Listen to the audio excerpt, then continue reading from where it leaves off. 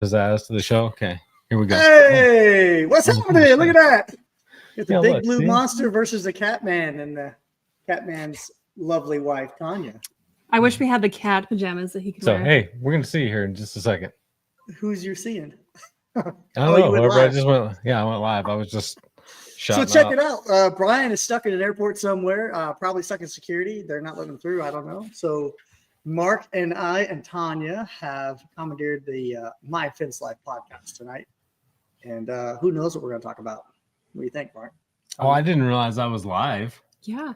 Oh, I thought I was still backstage. Hey, folks. This is going to be wild. This is going to be one heck of a show. So we're a little late. Apologize for that. We had some minor difficulties, we call that in the IT world. Isn't that right, Mark? I'm not in the IT world. I'm in the fence business.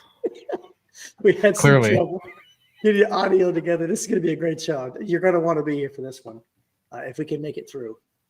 We will persevere. We will So far, survive. we've done quite well. So we got viewers jumping on. JC Gurry's in the house. We love them people. Great signs, absolutely. So Well, this is- before we get too far into this, All I right. got to talk about this badass hat that I got today. Literally came home, opened up the mail on the counter, and lo and behold, I got two of these awesome blue hats. We all know I love blue, but I like how he put Front Rock Fences upside down, the Front Rock part. But what's really cool is he didn't just send me a hat. He custom made it with Mr. Fence on the side. And that's a way to get me to wear your hat. That's pretty all the fun. way out of Canada too. Stand Good up job, guy. He Matt. sent me. Matt sent me a care package one day. I still have his hat and his shirt. It's nice, And man. I think I got a sticker too. You did. Yeah. I Oh, thought, yeah. Man, I need a sticker, man. Yeah. He hooked me up. Susan says, why is it upside down? Susan, it's upside down. So you will ask, why is it upside down? Pretty much. It's Buzz. I mean, is Susan not joining us? no. She's behind the scenes. She- I Oh, guess. she behind the scenes? Yeah. So Susan is behind the scenes. She's like in Oh, control of she's everything. Like she's the Wizard of Oz. She's the puppet master. Yeah. This is why she was saying, We are- no, we can't see her. Normally, Oh. Ryan can see her where she's giving us the Mm. finger and telling us to go and do this. And so we have the show notes. Well, I Oh. do. Gosh, she literally gave us full control. I had no Yes. idea. This seems like a terrible idea. Right. Who knows what's getting ready to happen? But I have That's a show good notes. idea. She can type in all caps if she wants to get my attention. That's if I look down. So Yeah, I was under the otherwise- impression she was going to be like right here or like helping us. I didn't realize I was going to be just kicked out of the nest and left to fend Left for to fly. myself. Fly on your own. just we're fine. We got this. You got the biggest Okay. YouTube channel on the planet for fencing. Everyone's to hear from it. Yeah, you guys. it's- yeah, overnight success, right? I'm covering the play button. Yes. Your big head's in the way of the Oh, there's a cover good up the play button. I'd rather look at you anyhow. There you go. That's lovely. There we go. Awesome.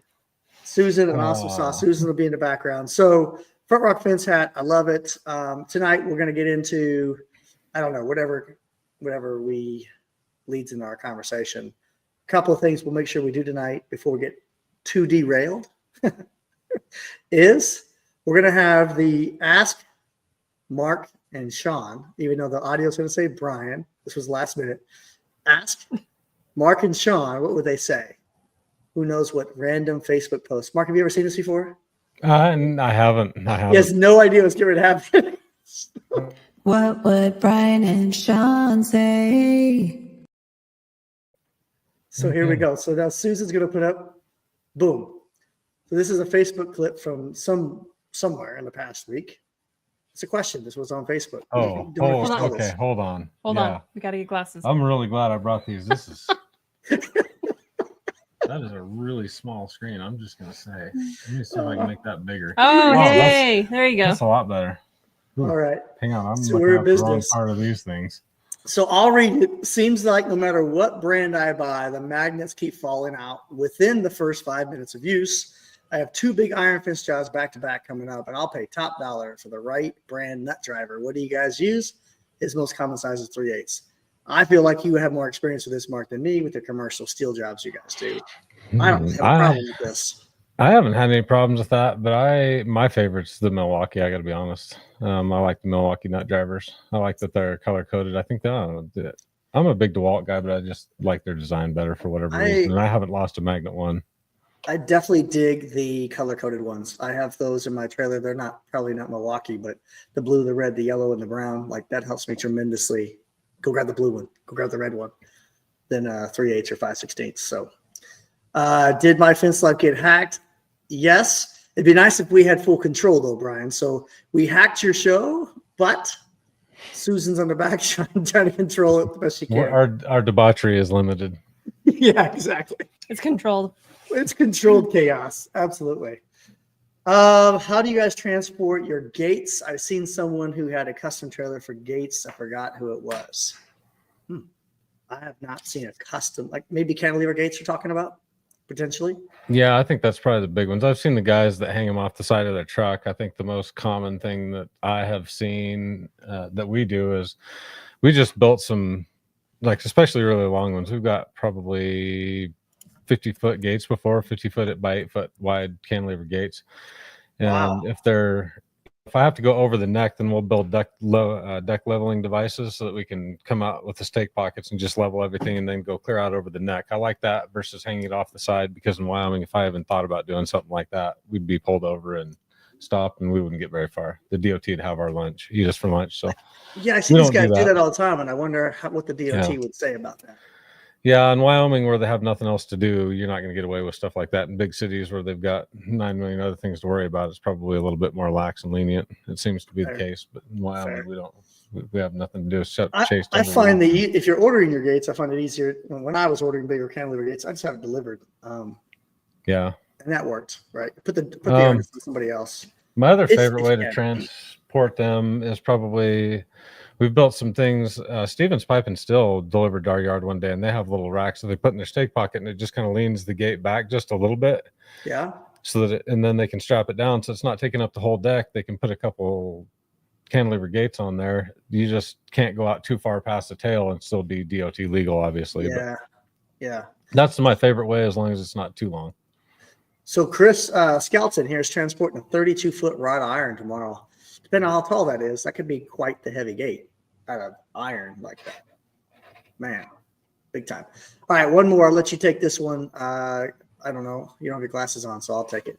Needing panic hardware. I got it. You got it? Go ahead. That first one was really small, man. It was just too small. Did you want me to read it out loud? Yeah, go for it. Okay. Needing panic hardware on a vinyl gate. Never done it. Anybody got any recommendations? And any help is appreciated. Thank y'all. I haven't ever done panic. I mean, I don't think it would be a problem, especially if you did some of the steel reinforced panic bar gates, but I don't see why you couldn't probably adapt a standard panic hardware for a chain link gate right onto the vinyl gate very, very easily. Yeah, we have done that. Attached it right to the uprights of the vinyl gate. Fairly successful. It's the catch that goes in the latch posts that can be tricky to get that mounted on there. But we have done it. It's just about that radius. Too, probably. Yeah. It was for a daycare. I don't think it was really much of a. Yeah. It'd probably be better to have a steel post there on that latch post, and the vinyl's going to get beat up over time. That's kind of a heavy. Those panic bars with that backing plate and stuff are pretty heavy. Yeah, can be absolutely. So don't be surprised if you don't tear out some uprights, whatever you're using for uprights. Your Instigate kit would probably work pretty good for that. I was just going to say that's a pretty good idea. I never thought about that. If you're doing a vinyl gate like the this, aluminum. Yeah, we got the new Instigate uprights that might help you. That would work really good, honestly. If you had a steel post and then the Instigate kit, you'd be golden. Yep. So, Mark, I'm glad this next question here is for you, Mark. So you participated in Fence Week. You're a big part of Fence Week, and you guys were in Florida down there. So I'm just looking for how you think it went for you specifically, and what do you think Fence Week does for our industry? I like Fence Week. I think it was good. I'd like to see people. Yeah, because we're doing real jobs, and I think that's the really cool thing about it. I think Right. that is probably the most successful part of the whole thing is the fact that when you go out and you do trainings and fields and stuff like that, you don't take everything completely serious. You don't worry quite as much about whether or not you're going to damage stuff. Doing it in a real scenario is critical, I think, and I think that lent to the. I mean, you're out on an actual job site. You got to watch the way you're behaving. You need to watch the way you're treating the customer's material, the yard, everything. Everything matters, and I think that's the real success. And I think honestly, that's the way more trainings need to be carried out when possible. Yeah, you just learn more that way. It creates opportunity for more learning experiences that you couldn't even plan for, anomalies, things that happen that we couldn't even have predicted, which does make it a challenge because it's hard to predict how your day's going to go. If you got all these people there and they're all there for training and things start to go, unplanned, unscripted, will we get done in time? Can we still get the job done? And is it still a good training environment, right? So there's a little bit of a risk there. I think picking the right job is important. I wouldn't pick one that's too complicated or too risky. How about that? So yeah, I wouldn't do first time one-off jobs that week, but yeah, I think it's really great. I think it's good that here's the thing is none of us is the gatekeeper of information, and that's one of the things I've always really had a problem with is when people are like, I don't want to tell you that because it might help you get ahead, and that's just never been what we're about. That's our whole YouTube channel is about giving away information, and so I'm the last person that's going to gatekeep is myself. We're We've really grown. I wish more people would be like that. Yeah. When you smash the gas line at 8 a.m., yep. I think Chris is suggesting that they hit a gas line during Fence Week. I think. Can you confirm that, Chris? Because I didn't hear that story. That is very possible. Absolutely. So I really look forward to the opportunity to have a conversation with you tonight about what you're passionate about, at least right now, what you're really focusing on. Is what's most important to you in your fence journey that you're experiencing right now? Yeah, so and that's kind of why Tanya's here. Is the thing we realized is we did the startup journey, the startup edition for successful contractor, and it's just been kind of that channel's been sitting idle, and thought, what can I do that I can really sink my teeth into and be excited about? And one of the things I want to do is I want to talk more about what we talked about at Gatlinburg, and that is just that good family work kind of balance, and how do you juggle all that stuff? And not only that, but these people like you and I, they're out there fighting in the trenches and stuff. One thing I'm realizing is there's a lot of people out there that are hurting. There's a lot of people out there suffering, and I think you don't realize how big the problem is. Like I'm talking in the fence industry, even several people coming to me and saying, "Hey, man, I'm in a tough spot," and they're doing that because you were vulnerable, humble, and you shared your story. Yeah, it happens to me. It happens to everybody. I'm mid-40s. I thought midlife crises were a joke. No, it's for real, man. They can slap. But you're a superstar to so many people in our industry, right? And you are. And so oftentimes it's hard to look at a superstar and see that they need help or that they have struggles, right? Even mental health. Like I had to talk to a therapist just to kind of help me work through all the stuff. I didn't even know it was bothering me. Tanya, that retrospective insight.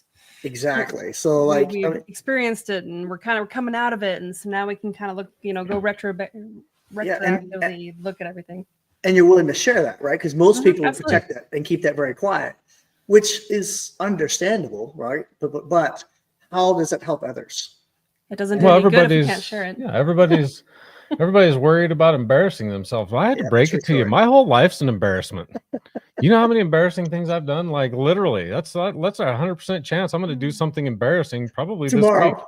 This week. Yeah, tomorrow. Maybe before the end of the show. This might be something I look back on and say, "Oh, probably kept quiet." Well, but let's talk about that, Mark. Like, is it really that? That's bad? Who I am. No, I don't care. Bad? No, but people are so worried about it. Yeah, and it's why are we embarrassed? Is because people want to weaponize all that stuff, right?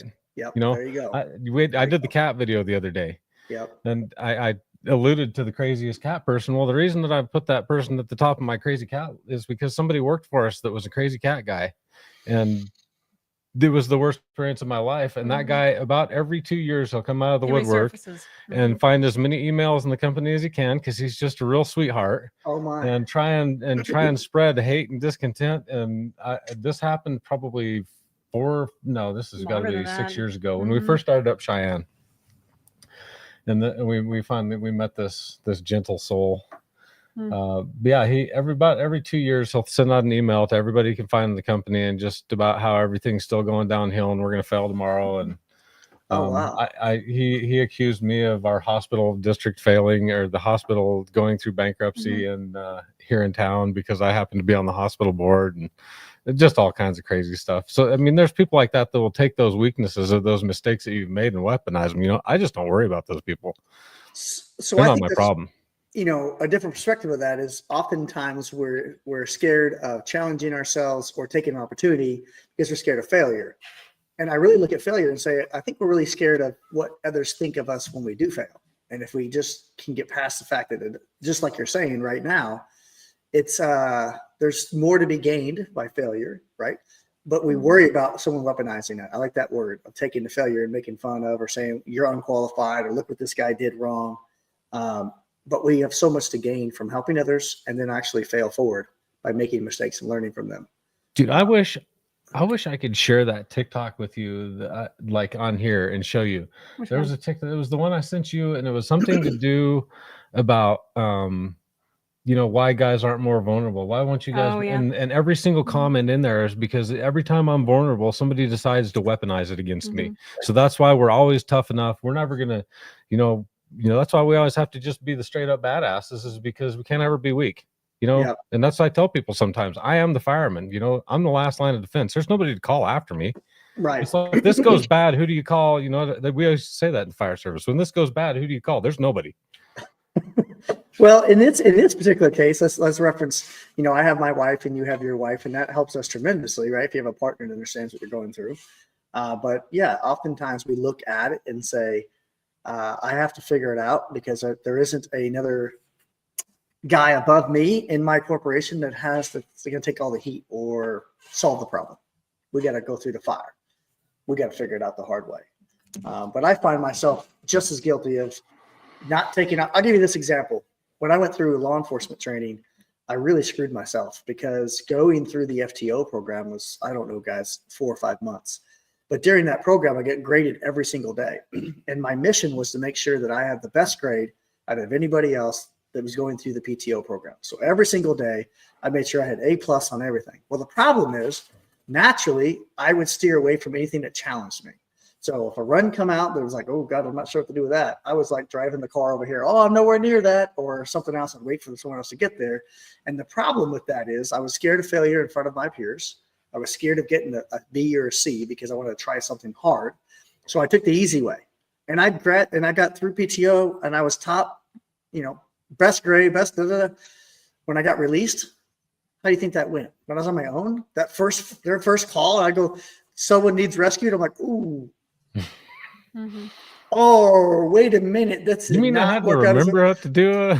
This did not work out as planned, right? I mean, my first time ever is going to be now, like, a death on scene call. I'm like, oh God, blah. And I kind of reflected on it and thought, oh my God, the only person I did a disservice to was myself, because the best time to screw up is during that training. Let's make all those mistakes right now. And so I think it comes down to, the way that we teach and grade people, we're actually doing them a disservice. So you have to get an A. Well, you know what? We learn the most when we make the mistakes. So being humble, making mistakes. Well, I don't remember. I was looking through all my socials, and on one of the socials, the quote on there says, "Success is the mountain of failures you're standing on." So the mountain of failures makes a lot of sense. Yeah, that you're standing on. Well, and I like your term "fail forward." Yes, fail fast, fail forward, fail often. The three F's, right? It's hard to do, especially when you have all the eyes on you, and you and I can relate to this. We have a lot of followers, a lot of viewers, and they're looking. I know that I have my plethora of people that are looking for when we trip, okay, and they like to pick at that. Oh my God, look at that!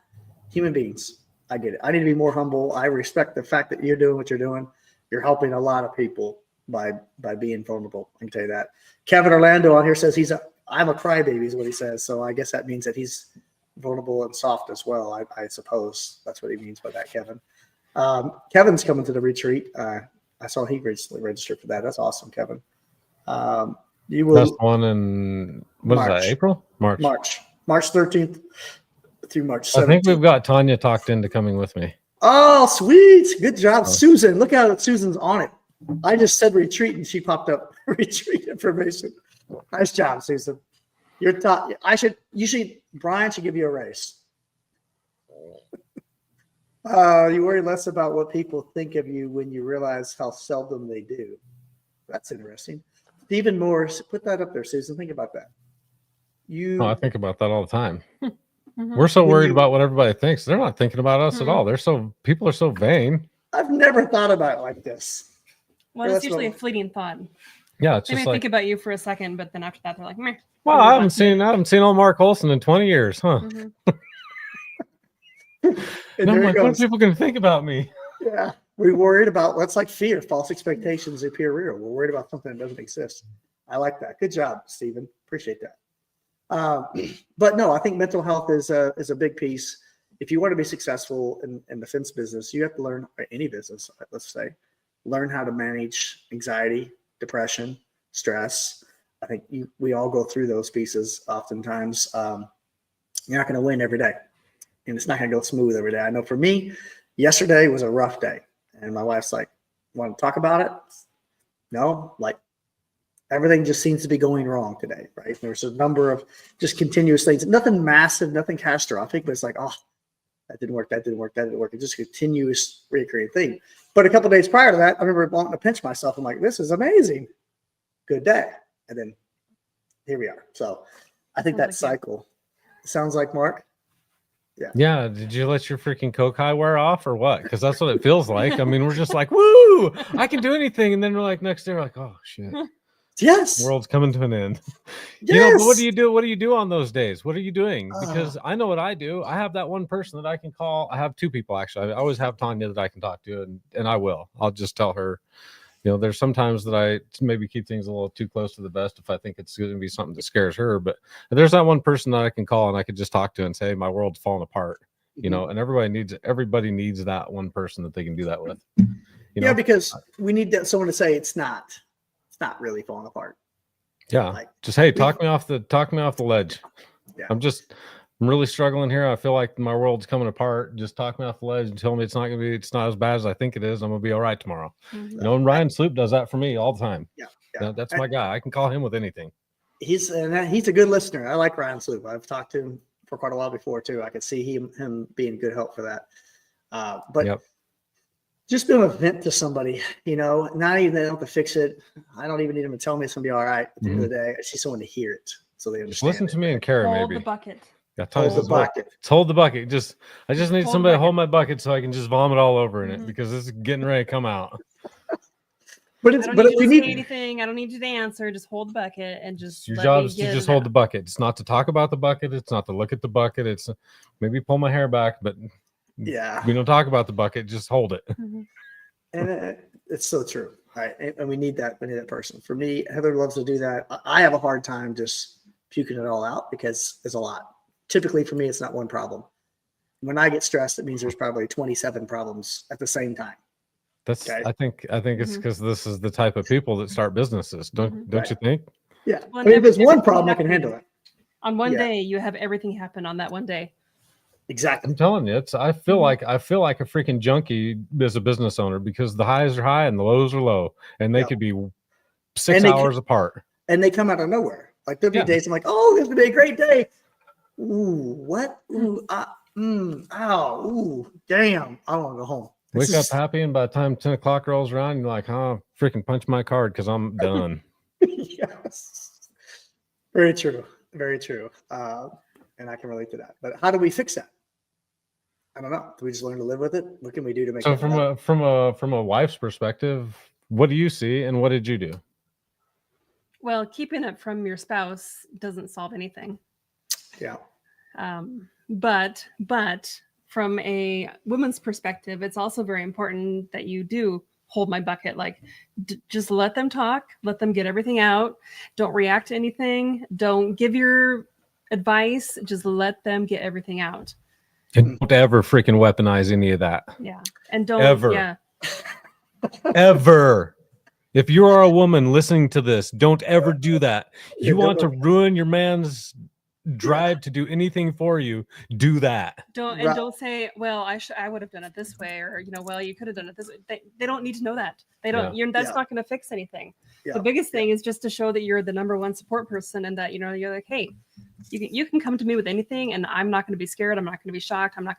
I'm just going to be here for you. Yeah. I think it's helpful. We need that. So Mhm. if you're watching and you have a companion in your life, wife, girlfriend, whatever we have, help the guy out. Or it could be a female in the world that needs the guy to help her. Same out. Absolutely. Yeah. If Same this thing. is a guy at home, I don't care who it is. The Absolutely. spouse Yeah. at home sometimes doesn't know how much the entrepreneur is going through. Mhm. I want to switch gears just a little bit here. Something that I want to talk about. I'm interested to see what your feedback is. I didn't preempt this. I didn't ask you what you thought. So about this time of year, I start focusing on where our year-end numbers are coming in. And what I mean by that is not just gross revenue. Like, how was our lead count? How was the number of jobs we did? What was our margin like? What was the capacity we put in? These are the things I start digesting, about this time of year, because I don't want to wait till the year end's over with and be like, oh, okay, that's where we landed. Shit, where are we going? Looking at what we're forecasting for next year, I like to compare the previous year. So today was the day we did that. Looked at numbers, and I'm very surprised, and I'm very anxious to hear what you experience, how consistent we can be year after year, even when we have people claiming a bad economy and then a great economy, and then this happened and this happened, and election, non-election. Like, there's a lot of ebbs and flows throughout the year. It would be missed months in revenue, higher months, low leads and high leads. But this year, compared to last year, we did two more vinyl fences and 2 more aluminum fences. Chain link and aluminum about the same. So you look at the volume of work we did and the number of leads we ran, they're almost identical. Revenue's off a few $100,000, but it's crazy to see the consistency of that, and it helps us tremendously for planning next year. Do you see any sort of consistency in your business as well when you talk about, like, capacity wise? Maybe not the revenue, but like the volume of work you're doing. Do you guys measure that at all? Only revenue. No. And the numbers, we looked at all that stuff. No, we Yeah. look at all the numbers. We create a budget and everything. But yeah, is it really easy for us to figure out? Not really. Yeah. No, we've had some tremendous growth. I mean,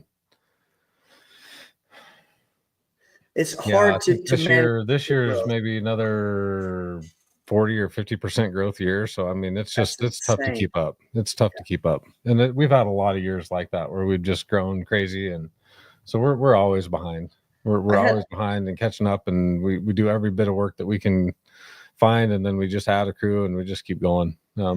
So recently I had a gentleman explain to me what he thought the difference of growth and scaling was. And it helped me kind of make sense of it. I've heard this for years. Not the reason. I've heard people say scaling, and I've heard people say growing. I'm growing my business. I'm scaling my business. And a guy mentioned to me that in his mind, growing a business is increasing revenue by adding resources. So more crews, more trucks, more training, more jobs, increasing revenue or growing the company. Whereas scaling the company is more related to taking a set of resources and increasing revenue from those resources. So becoming more efficient, more lean, and growing the business, right? 2 totally different perspectives. And I got to say, my entire entrepreneur life, I don't think I realized when I was using the term growing and scaling. It makes sense to me that there's a big difference in scaling the business from that perspective. Have you heard someone suggest it that way before? I've never heard it put that way necessarily, but I don't know if it's right or wrong. I'm just saying it kind of clicked for me, like, damn, that actually makes a little bit of sense. Maybe someone can correct me in the comments if there's a better definition for that, but it hit me as it made a lot of sense. so I guess what's going on in my mind when I think of growing feels like what I've been doing. Scaling feels like when you plant something here and it sets roots, and then it just starts shooting out, and then you start scaling, and all of a sudden it can kind of take over on its own, like like a vine just kind of takes over the forest. It just little tap roots all over the place. That's kind of, to me, that's what scaling means, but I don't know. Scaling, You've got a system, and now all of a sudden your system's doing the heavy lifting for you. right.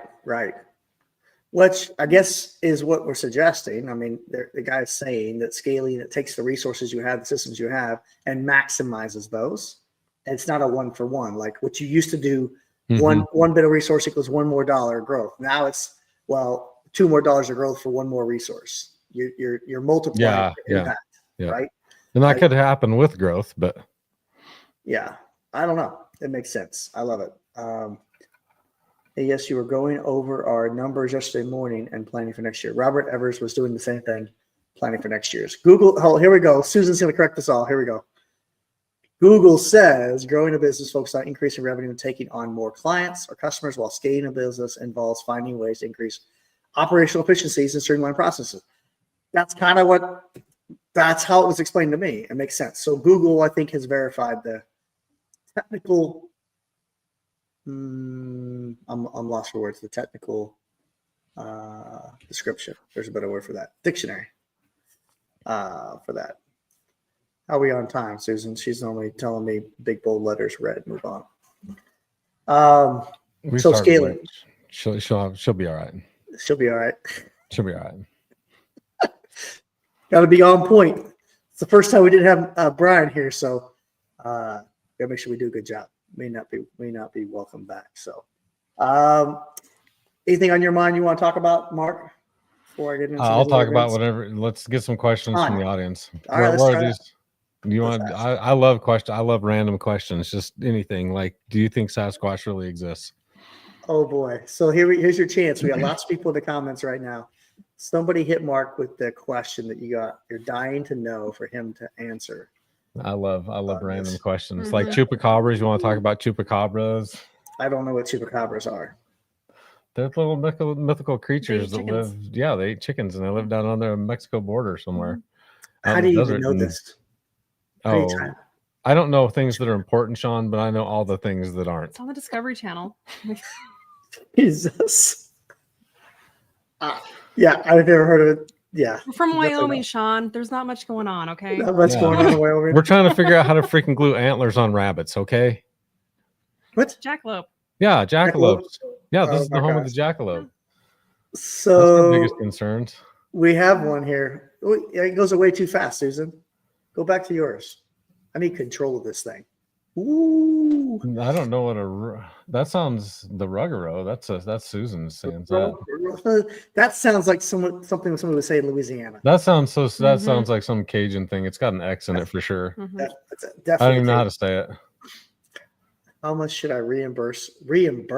And how much should I reimburse employee? Ooh, I feel like this needs more detail. Mhm.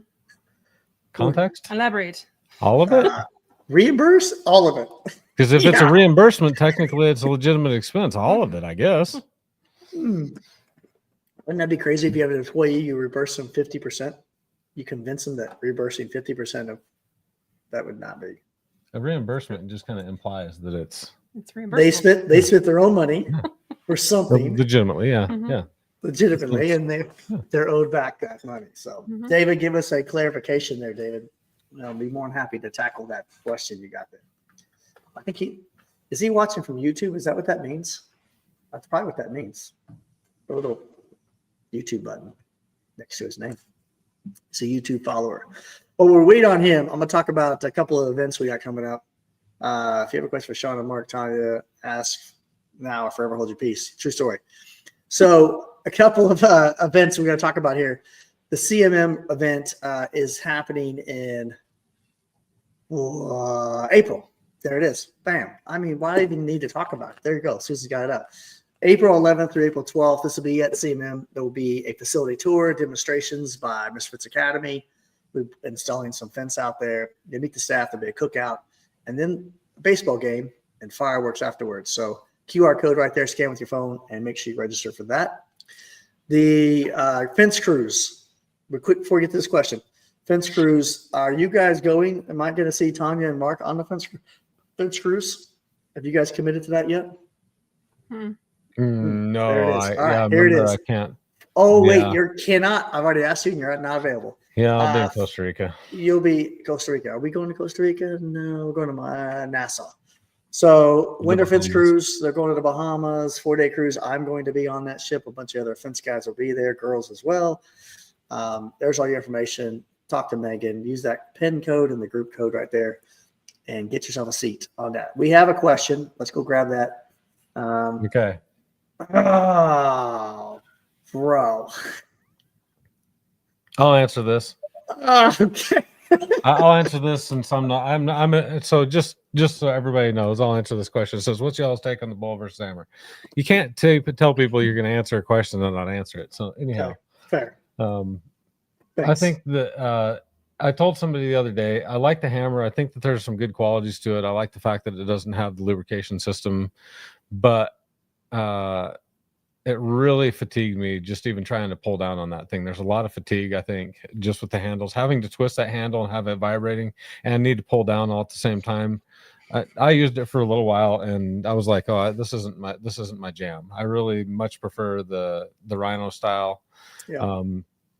For the gas pounders. Now, putting the hammer versus the bowl, I think the bowl is going to just destroy it. I mean, they're just air drivers. If you've looked at our driver pound offs, you get into air drivers and hydraulic drivers being so much more powerful than the gas drivers. It's just not even close. So For me, it's the US Hammer has great, what would you call that? Like flexibility, adaptability. I can just carry it in the backyard. It's very easy, right? But I tell people all the time, if I'm going to go to war and I have a bunch of posts to drive, I'm going to grab the Patriot or the Pool and I'm going to go to war because I think it consistently hits. It's robust. It's going to show up for work. But it does have a long hose to it, a big compressor, and I get all that stuff. So it's not a lot more expensive setup. And a lot more expensive setup. So like I tell people, like have a gas driver and have a hydraulic or an air on your rig. Don't go to war with one. Don't go to war with one gun. Right. No, that's what we tell everybody all the time. Well, what's the best driver? I said, I don't know. You know how many drivers I own? I mean, we probably own 20 drivers, and a lot of those are completely different types of machines because every driver has a type of ground that it excels in or an application that it excels at. And these are just tools in my tool chest. Tools and toolbox, have plenty of them, right? So good question. Let's see. All right, here we go. Mark the new structure of the new show. Will it be one episode a week, once a month, or live? So okay. Tell us about this. So what we're gonna do is I think we're gonna go live tomorrow. I think they're just gonna be live. It needs to be an easy lift for me, and the format that I feel like is gonna maybe work the best is to have people call in. So watch my Facebook page if you guys are following me. I'll announce it there. I'll put the call in number on the probably on the page. The YouTube. I'll try and make a post or something on YouTube and then also on my page, but there'll be a call-in number. And if you probably even the best is just message me on Facebook if you want to be on the show and we'll get you called in. If you got some problems you'd like to go over, and it can be as in depth or as shallow as you want. I mean, we can talk about the things that are going on. I just kind of want to keep it about family and business. If you're just really struggling in that area, let's talk about it. So Well, what frequency are you thinking? we're thinking every week, and I think maybe I don't want the shows to get so long that people get disinterested. I respect everybody's time and know that you guys got a lot of things pulling for your attention. So I think we're going to start off with maybe just a half an hour in the beginning, and we'll see how that goes. I don't want to keep it short and sweet, but do it once a week at least. And if people have interest for more than that, then we'll go more than that. But I don't like my meetings to go over an hour, and I rule my meetings with an iron fist in that respect. And I just respect everybody's time.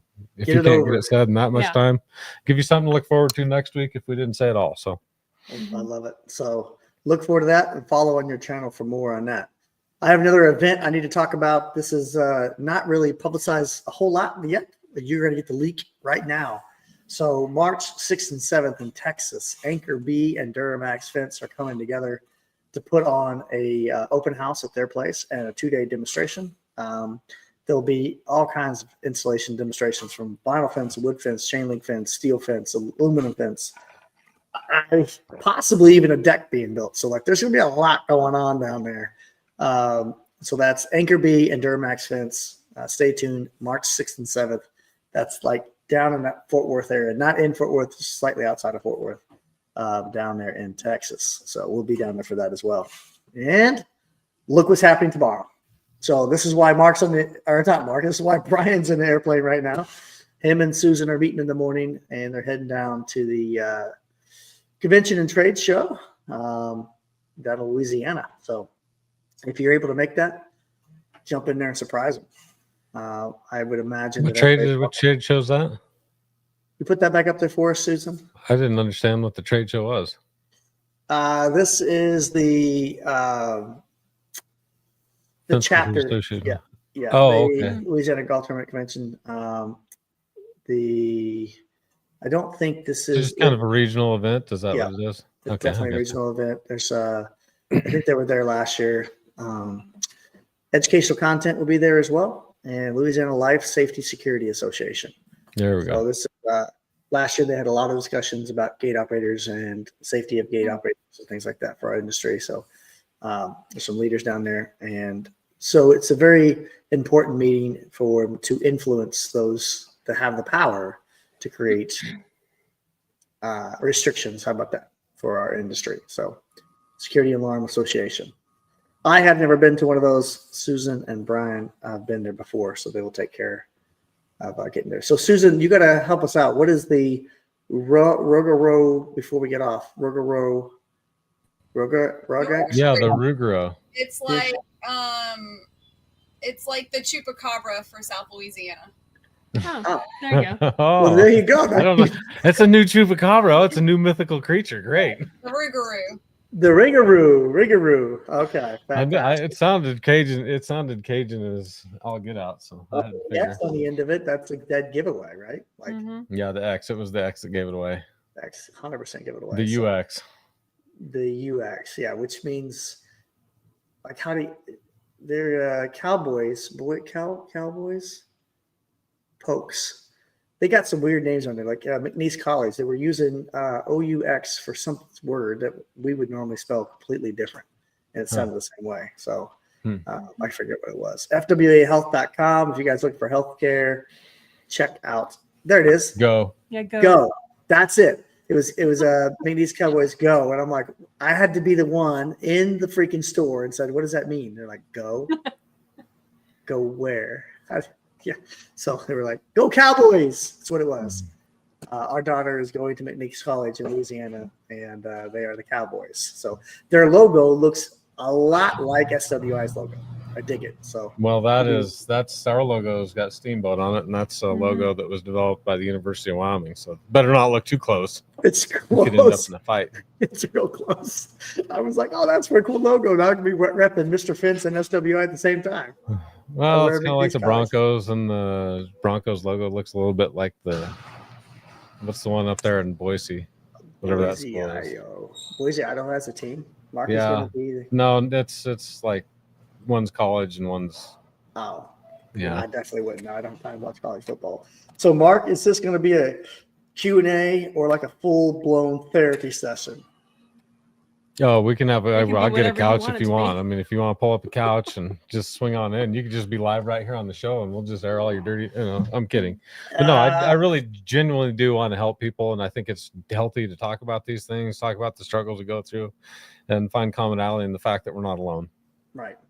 Yeah, no, definitely not alone. Yeah. We may look I'd say- different colors, but Yeah.